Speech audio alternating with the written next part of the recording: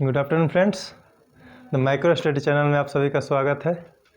तो हम लोग पिछली कक्षाओं में मूल अधिकार की बात कर रहे थे और हम लोग आर्टिकल 16 तक देख चुके थे। ठीक है, आगे हम आप लोगों को बोले थे इंदिरा साहनी केस के बारे में, तो आप लोगों को बोले थे कमेंट करके बताने के लिए और पढ़ने के लिए बोले थे। ठीक है, तो आगे देखते हैं हम लोग इंदिरा साहनी केस क्या था।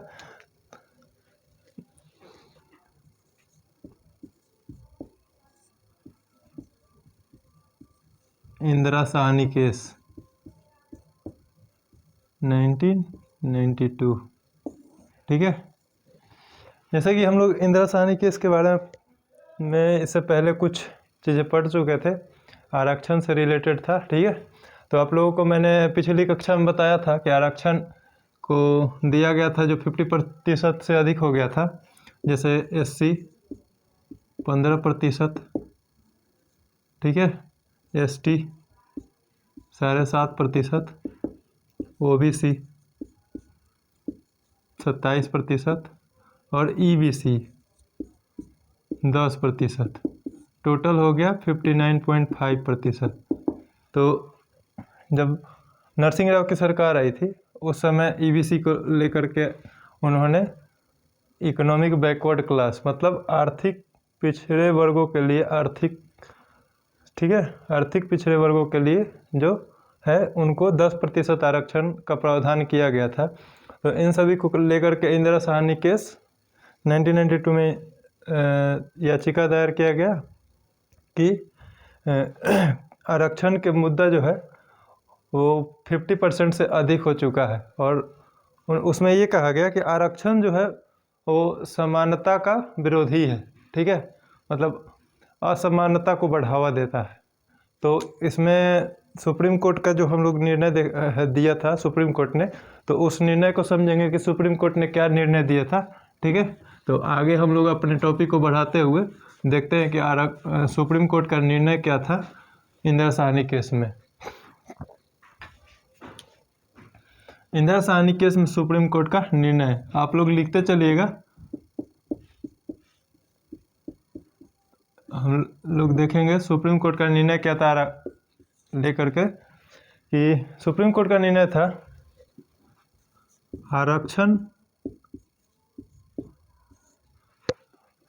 आरक्षण संविधान में वर्णित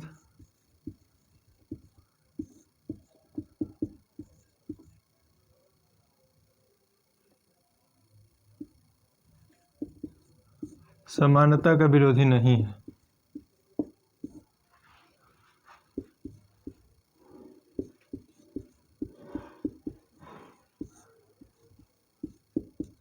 ठीक है, आरक्षण जो संविधान में वर्णित समानता का विरोधी नहीं है। दूसरा तर्क क्या था, सुप्रीम कोर्ट ने दिया अपना दूसरा निर्णय जो था वो था कि आरक्षण जो है आरक्षण जातीय आधार पर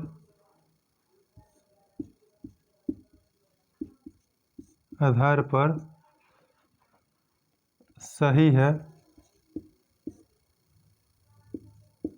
क्योंकि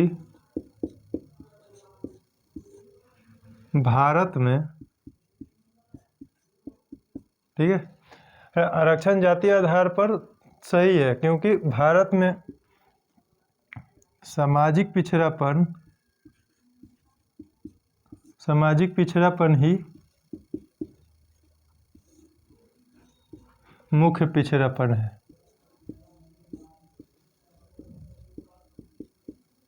ठीक है, आरक्षण जो जातीय आधार पर सही है क्योंकि भारत में सामाजिक पिछड़ापन ही मुख्य पिछड़ापन है। नंबर 3 कि पिछड़े वर्गों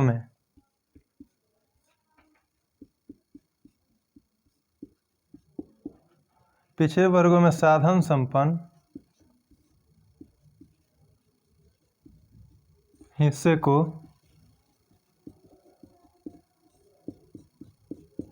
आरक्षण का लाभ नहीं मिलेगा। नहीं मिलेगा। ठीक है, तो पहले इनको समझ लेते हैं फिर आगे लिखेंगे। लेकिन आरक्षण संविधान में वर्णित समानता का विरोधी नहीं है। जैसे सुप्रीम कोर्ट में ये जब याचिका दायर हुआ या इसको चुनौती दी गई आरक्षण को, तो उसमें ये कहा गया कि आरक्षण जो है समानता विरोधी है या असमानता को बढ़ावा देता है। ठीक है, तो सुप्रीम कोर्ट ने कहा कि आरक्षण संविधान में वर्णित समानता का विरोधी नहीं है। क्या है, आरक्षण जातीय आधार पर भी सही है। क्यों? क्योंकि भारत में सामाजिक पिछड़ापन ही मुख्य पिछड़ापन है।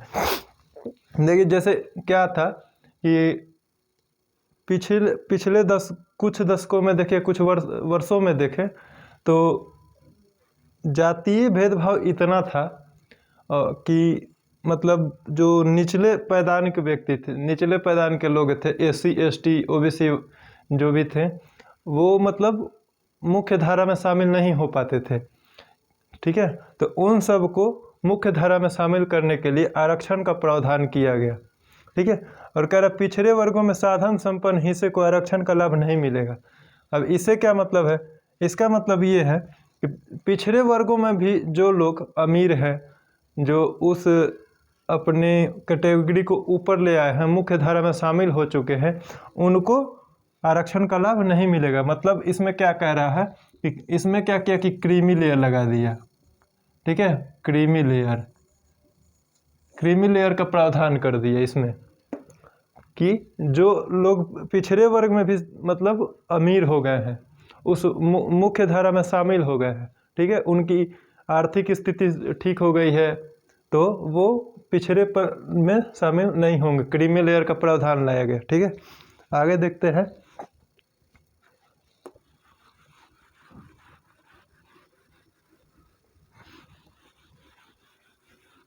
साथ ही साथ लिखते चलिएगा आप लोग, बहुत मतलब ज़रूरी है इस लिखना, क्योंकि क्वेश्चन पूछते रहता है।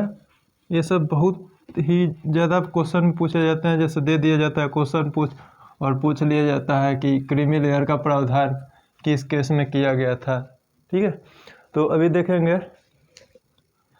कह रहा है आरक्षण की अधिकतम सीमा,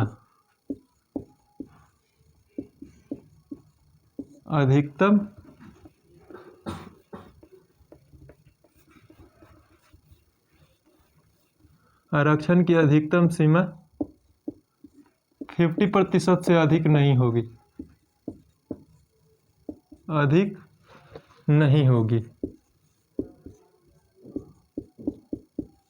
ठीक है, मतलब कह रहा है कि आरक्षण की अधिकतम सीमा 50% से अधिक नहीं होगी और असाधारण परिस्थितियों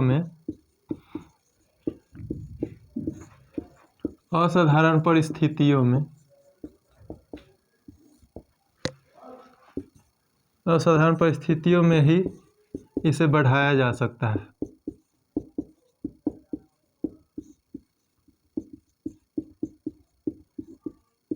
ठीक है, कर आरक्षण की अधिकतम सीमा 50% से अधिक नहीं होगी और असाधारण परिस्थितियों में ही इसे बढ़ाया जा सकता है।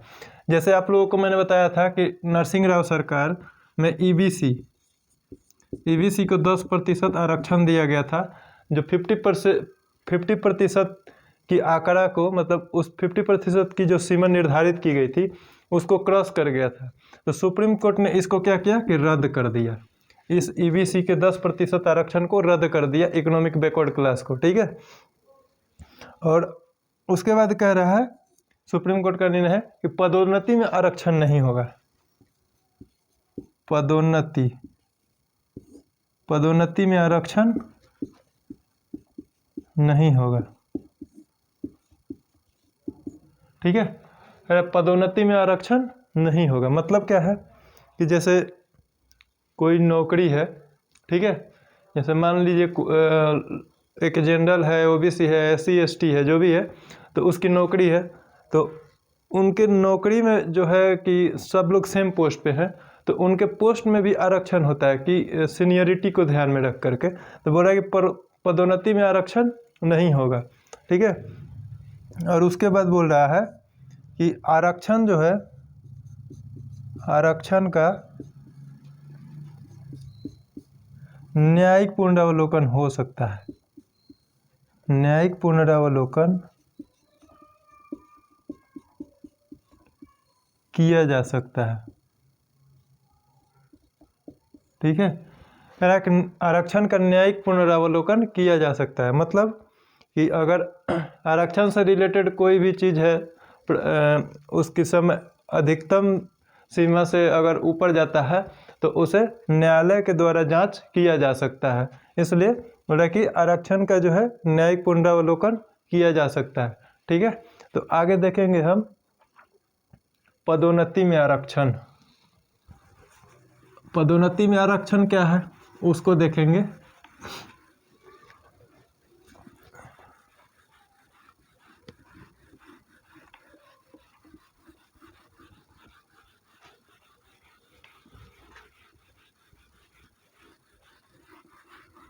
अभी हम लोग देख रहे हैं कि आरक्षण पर बात चल ही रहा है लगातार, और EWS का जो प्रावधान है उसको बनाया रखा गया है।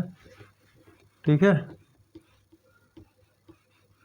उसको भी हम लोग देखेंगे आगे। पहले देखेंगे पदोन्नति में आरक्षण। पदोन्नति में आरक्षण क्या है?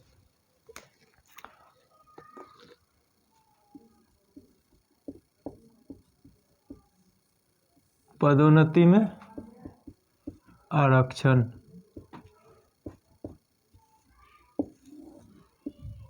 तो अभी आप लोगों को मैंने बताया कि पदोन्नति में आरक्षण क्या होता है। Indira Sahni case, Indira Sahni case, Indira Sahni case में सुप्रीम कोर्ट ने नो कहा। ध्यान में रखिएगा, सुप्रीम कोर्ट ने क्या अपना जजमेंट दिया था इंदिरा साहनी केस में? सुप्रीम कोर्ट ने कहा था कि पदोन्नति में आरक्षण नहीं होगा। ठीक है, तो यहाँ पर देखिए क्या हुआ। जब इंदिरा साहनी केस में सुप्रीम कोर्ट ने कह दिया कि नहीं होगा, तो संसद जो थी संविधान में संशोधन कर दी।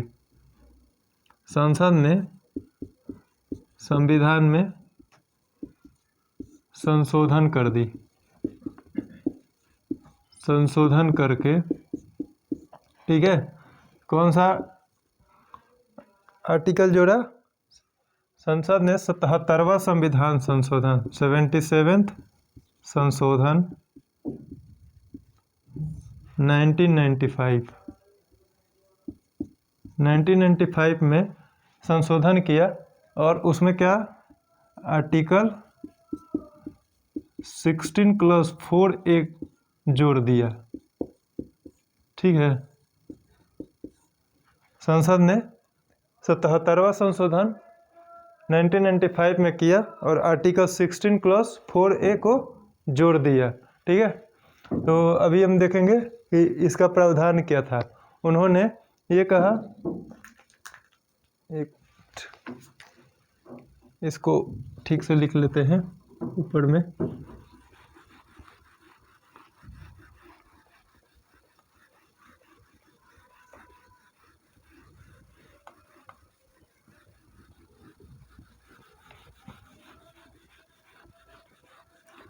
आप लोग लिखते चलिएगा। 77 संशोधन किया 1995 में, और आर्टिकल 16(4)(a) को जोड़ दिया। ठीक है, तो अभी हम देखेंगे क्या जोड़ा। संसद जो था इसके तहत ये कहा कि SC और ST के, मतलब ST और ST का आरक्षण के लिए, पदोन्नति में आरक्षण के लिए आर्टिकल 16(4)(a) जोड़ा, और ये कहा इसके अनुसार कि अनुसूचित जाति और जनजाति, अनुसूचित जनजाति, अनुसूचित जनजाति के आरक्षण का प्रावधान किया गया। देखिए मतलब विडंबना है, जब सुप्रीम कोर्ट ने निर्णय दे दिया अपना इंदिरा साहनी केस में और कहा कि पदोन्नति में आरक्षण नहीं होगा, तो संसद ने क्या किया कि उस पर एक कानून बना दिया, संविधान में संशोधन करके आर्टिकल 16 क्लॉज 4A को लाया,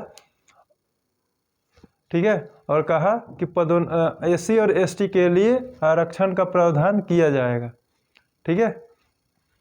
उसके बाद इसमें एक और संशोधन हुआ, ठीक है।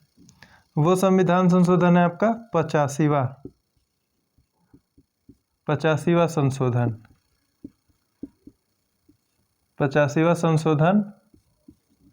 2001, ठीक है।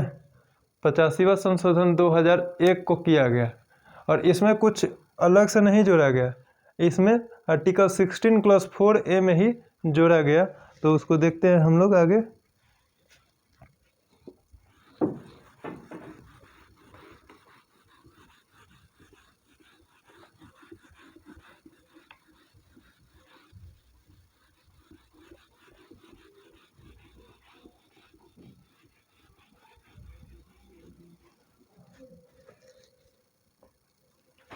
उसमें जोड़ा गया 85वां संशोधन किया गया और जोड़ा गया, ठीक है।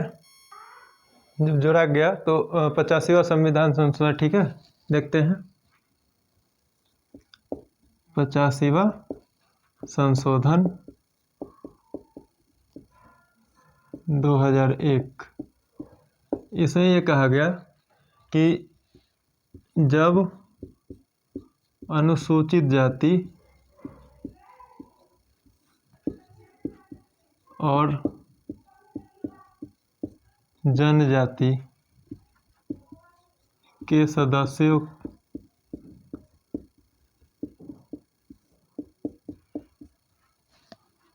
पदोन्नति में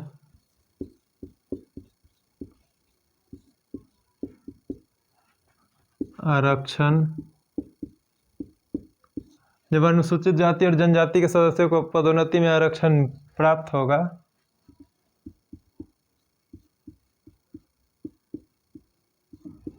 तो वह परिणामी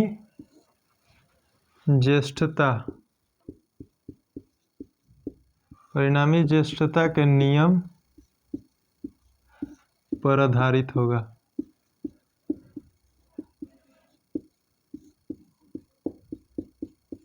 ठीक है, कह रहा है 85वां संशोधन 2001, तो इसमें कोई अलग से नहीं जोड़ा गया। आर्टिकल 16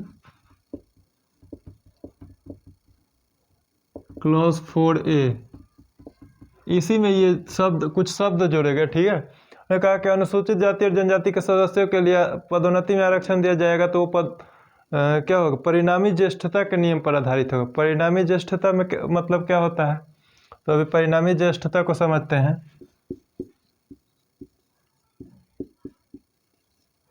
परिणामी ज्येष्ठता ये क्या होता है? परिणामी ज्येष्ठता से मतलब है कि पदोन्नति में आरक्षण यदि SC ST को पदोन्नति में आरक्षण दिया जा रहा है तो वह अस्थाई हो जाएगा। तो परिणामी ज्येष्ठता के आधार पर वह अस्थाई हो जाएगा। SC ST को पदोन्नति में आरक्षण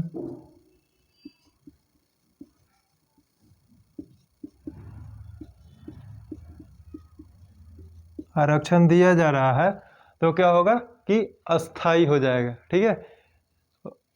वहाँ पर आकर के ये अस्थाई हो जाएगा। जैसे कि हम एक एग्जाम्पल के माध्यम से समझेंगे, ठीक है। तो समझते हैं हम एग्जाम्पल के माध्यम से।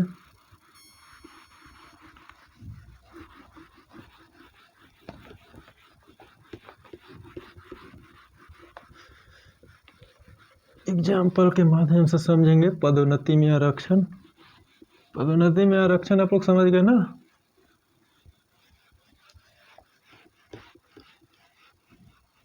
जैसे कोई व्यक्ति पदोन्नति में आरक्षण प्राप्त कर लेता है, अनुसूचित जाति या जनजाति का व्यक्ति अपने पदोन्नति में आरक्षण प्राप्त कर लेता है तो उसकी सीनियरिटी अस्थाई हो जाएगी। ठीक है, जैसे हम देखते हैं ए और बी। ठीक है, इसको बांट लेते हैं। ये हो गया जनरल और ओबीसी, और इसमें हो गया एससी और एसटी।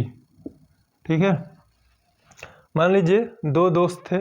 ठीक है, दो दोस्त थे और एक का 2010 में सिलेक्शन हो जाता है और वो आईपीएस बन जाता है और आईपीएस बन के एसपी बन जाता है। ठीक है, तो 2010 में इसका सिलेक्शन हुआ, आईपीएस बना, एसपी बन गया। ठीक है, और एक जो दोस्त है इसका 2012 में ये है 2012 में सिलेक्शन होता है, आईपीएस बनता है और एसपी बन जाता है। ठीक है, तो यहाँ पर तो है ई वाला व्यक्ति जो है वो सीनियर है। क्या है? सीनियर है। ठीक है, और यही व्यक्ति 2017 में, ठीक है, 2017 में ये व्यक्ति आईपीएस ये आईपीएस 2017 में एसपी ही रहता है, लेकिन ये व्यक्ति जो है 2017 में ई आईपीएस डीआईजी बन जाता है। ठीक है, डीआईजी बन जाता है, तो यहाँ पर ये सीनियर हो गया। ध्यान दीजिएगा, 2017 में वो डीआईजी बन जाता है, सीनियर हो गया। अंततः ये भी व्यक्ति 2020 में ये आईपीएस डीआईजी बन जाता है। ठीक है, और ये भी व्यक्ति जो है 2020 में डीआईजी रहता है, लेकिन ये सीनियर हो जाएगा फिर। क्यों? क्योंकि तब यहाँ पर लगता है परिणामी ज्येष्ठता का सिद्धांत। ठीक है, क्योंकि ये व्यक्ति जो है इसको परिणामी ज्येष्ठता के लिए आरक्षण मिला हुआ है।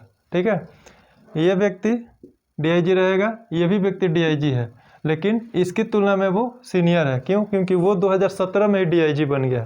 जैसे दो दोस्त थे, दोनों दोस्त पढ़ाई कर रहे हैं। ठीक है, एक दोस्त का सिलेक्शन 2010 में हो गया, वो आईपीएस बना और एसपी बन गया। ठीक है, और दूसरा दोस्त जो एससी या एसटी कैटेगरी का है तो उसका सिलेक्शन 2012 में होता है और वो भी आईपीएस बनता है। ठीक है, और एसपी बन जाता है।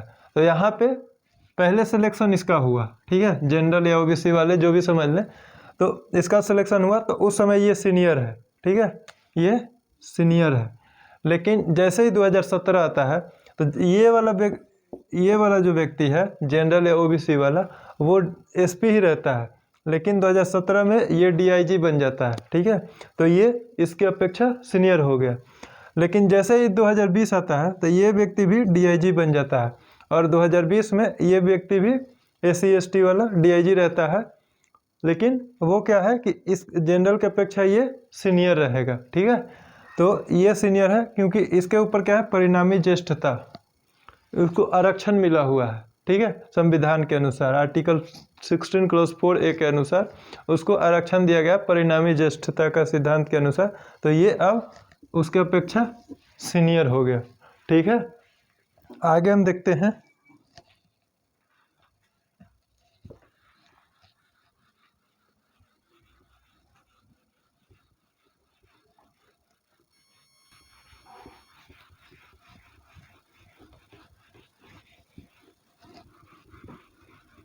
अच्छे से आशा करता हूँ आप लोगों को समझ में आया होगा परिणामी ज्येष्ठता।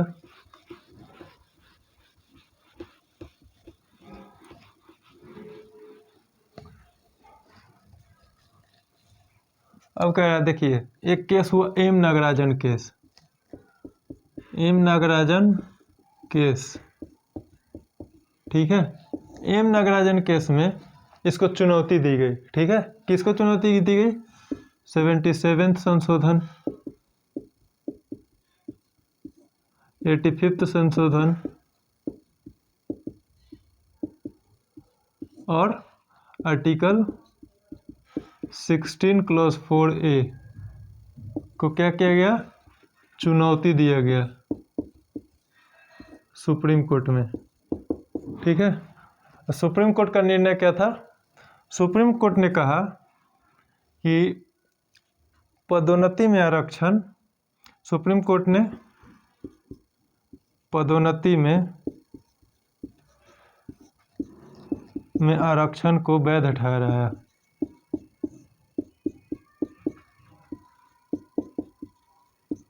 वैध ठहराया।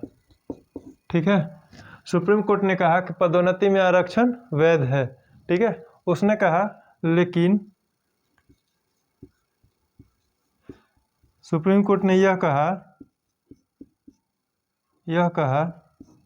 कि पदोन्नति में आरक्षण तभी मिलेगा 3 आधार पर। ठीक है, ये कहा कि उनको पिछड़ापन, ठीक है, पिछड़ापन, प्रशासनिक दक्षता,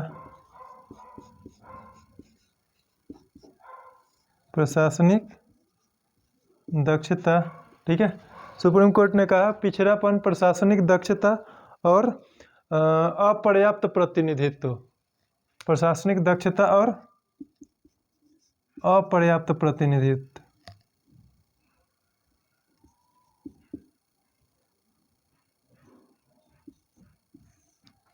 अपर्याप्त प्रतिनिधित्व। ठीक है, सुप्रीम कोर्ट ने अपना निर्णय दिया कि पिछड़ापन, प्रशासनिक दक्षता और अपर्याप्त प्रतिनिधित्व के आंकड़े, तथ्यात्मक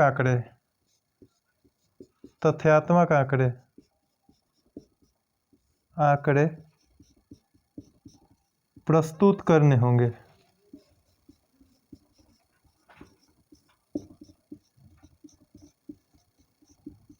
ठीक है, एम नागराजन केस में 77 और 85 संशोधन और आर्टिकल 16 क्लॉज 4A को चुनौती दी गई सुप्रीम कोर्ट में कि पदोन्नति में आरक्षण सही नहीं है। तो सुप्रीम कोर्ट ने इसको वैध ठहराया और कहा कि पिछड़ापन, अपर्याप्त प्रतिनिधित्व और प्रशासनिक दक्षता से संबंधित तथ्यात्मक आंकड़े प्रस्तुत करने होंगे। ठीक है, तभी पदोन्नति में आरक्षण का लाभ मिल सकता है। अब इसका मतलब क्या है? पिछड़ापन मतलब उस SC/ST वर्ग के ऐसे व्यक्ति जो एकदम पिछड़ा व्यक्ति हो। ठीक है, उसकी स्थिति सही नहीं है, पिछड़ा व्यक्ति हो, एकदम से कमज़ोर है। प्रशासनिक दक्षता का मतलब यह है कि वो प्रशासन को लेकर के कुशल हो, बुद्धिमान हो, उसको सब कुछ मालूम हो। ठीक है, तो प्रशासनिक दक्षता होना चाहिए। और अपर्याप्त प्रतिनिधित्व, इसका मतलब यह है अपर्याप्त प्रतिनिधित्व कि उस वर्ग के लोगों का प्रतिनिधित्व कितना है। उस वर्ग के लोगों का प्रतिनिधित्व अगर ठीक ठाक है तो उसको मतलब पदोन्नति में आरक्षण नहीं मिलेगा। लेकिन उस वर्ग के व्यक्ति का प्रतिनिधित्व ठीक नहीं है, कम है, अपर्याप्त है, तो उसको पदोन्नति में आरक्षण दिया जाएगा। ठीक है, इसमें एक और केस है, जर्नैल सिंह केस।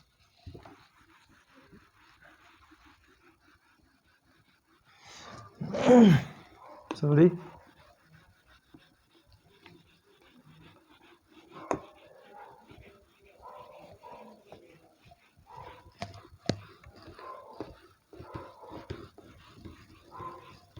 अभी हम लोग देखेंगे जर्नैल सिंह केस। जर्नैल सिंह केस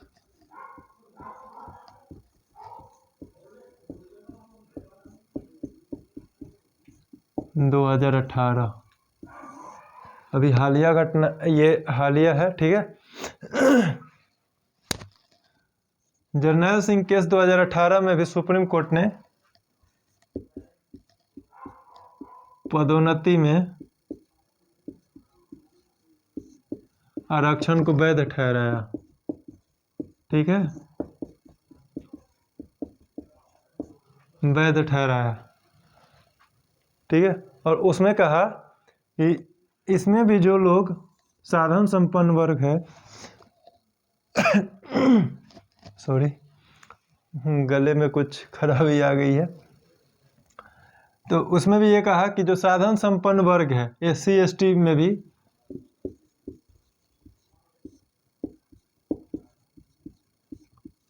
वर्ग हैं, ठीक है, उनके लिए क्रीमी लेयर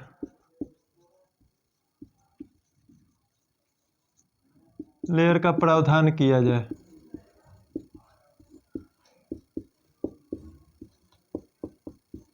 ठीक है। जनरल सिंह केस 2018 में भी सुप्रीम कोर्ट ने पदोन्नति में आरक्षण को वैध ठहराया और कहा कि इसमें भी साधन संपन्न वर्गों के लिए क्रीमी लेयर का प्रावधान किया जाए, और ये सुप्रीम कोर्ट ने स्पष्ट निर्णय दिया। ठीक है, तो आशा करते हैं आप लोग सब समझ गए होंगे अच्छे से, और इसको बार बार पढ़ते रहिए, रिवीजन करिए। ठीक है, खुश रहिए, मस्त रहिए और आगे देखते रहिए लगातार। और मैं आप लोग को बार बार कह रहा हूँ कि लगातार क्लास को फॉलो कीजिए। ठीक है, तो मिलते हैं नेक्स्ट लेक्चर में अपने अगले आर्टिकल के साथ। जय हिंद।